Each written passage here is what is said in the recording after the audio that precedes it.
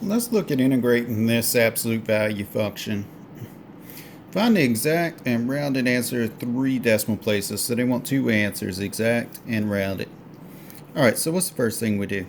We take this absolute value of e to the x minus 6 and we say, okay, it's equal to e to the x minus 6 itself and the opposite of what's in the absolute value. Alright, where's the breakoff point? It's where the stuff in the absolute value sign is equal to 0. So e to the x minus 6, let's set that equal to 0 and solve. That means e to the x is equal to 6. A couple of different ways I could solve this. One way, I could take the natural log of both sides. Then I could say, okay, with my properties logarithms, this is x is equal to the natural log of 6. Alright, so we're going to use this version. If x is greater than or equal to natural log of 6, we're going to use this version right here if x is less than natural log of 6. Now let's get some kind of idea about what the natural log of 6 is. Natural log of 6 is about 1.79. Okay, so let's think about this. Does 1.79 fall between -2 and 2? Sure does. So what I'm going to do whenever I evaluate this integral right here, so I'm going to break that between -2 and the natural log of 6 plus the integral from natural log of 6, where it left off on the last one, to the end of my interval, to 2. Alright, now, if I'm between -2 and natural log of 6, that's like x values that are less than natural log of 6. If x values that are less than natural log of 6, I use this piece, negative e to the x minus 6 dx. How about between natural log of 6 and 2? That's values that are greater than the natural log of 6. So I use this piece, e to the x minus 6.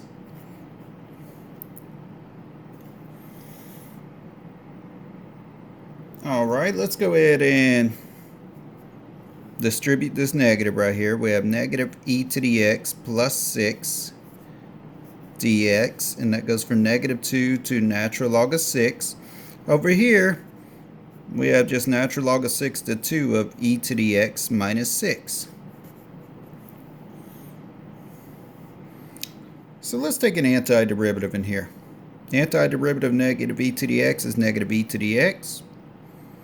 Antiderivative of 6, 6x.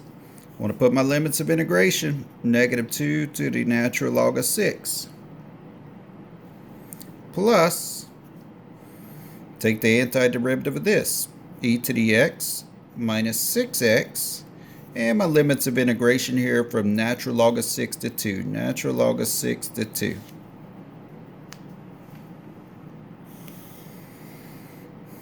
So now, let's evaluate this stuff at natural log of 6, negative e to the natural log of 6, plus 6 times natural log of 6. And we're going to subtract this antiderivative evaluated at -2. So we have negative e to the -2 plus 6 times -2. Now we're at this portion, plus. I need to evaluate this at 2 first. E squared minus 6 times 2. And I need to subtract from that this antiderivative evaluated at natural log of 6. So e to the natural log of 6 minus 6 times natural log of 6.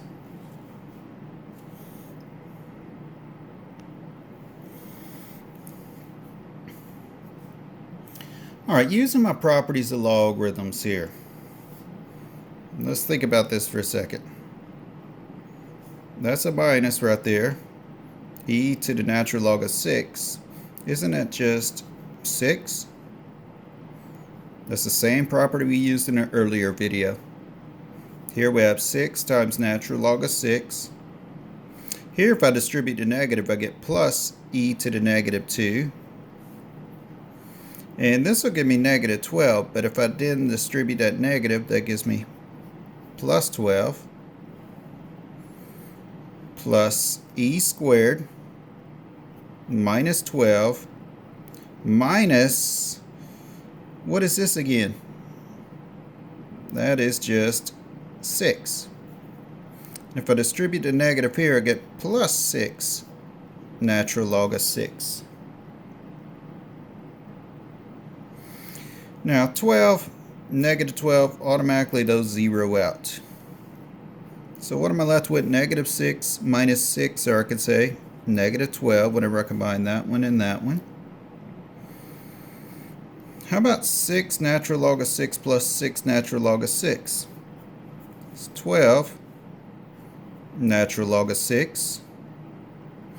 And how about e to the negative 2 plus e squared? I can't add those, so I just got to bring them down. E to the negative 2 plus e squared.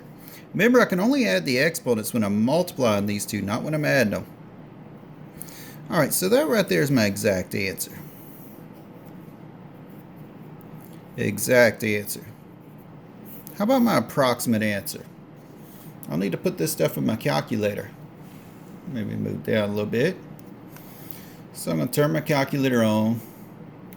Put negative 12 plus 12 natural log of 6, close your parenthesis, plus, now how about e to the negative 2? That'll be second function ln. Second function ln, put in negative 2, plus, how about e squared? We'll do the same thing, but we'll put positive 2 instead of negative 2. Alright, so what do we get out of that? We get out approximately 17.0255. 17.02, I guess 6 if I'm rounding to 3 decimal places. And let's label that approximate answer.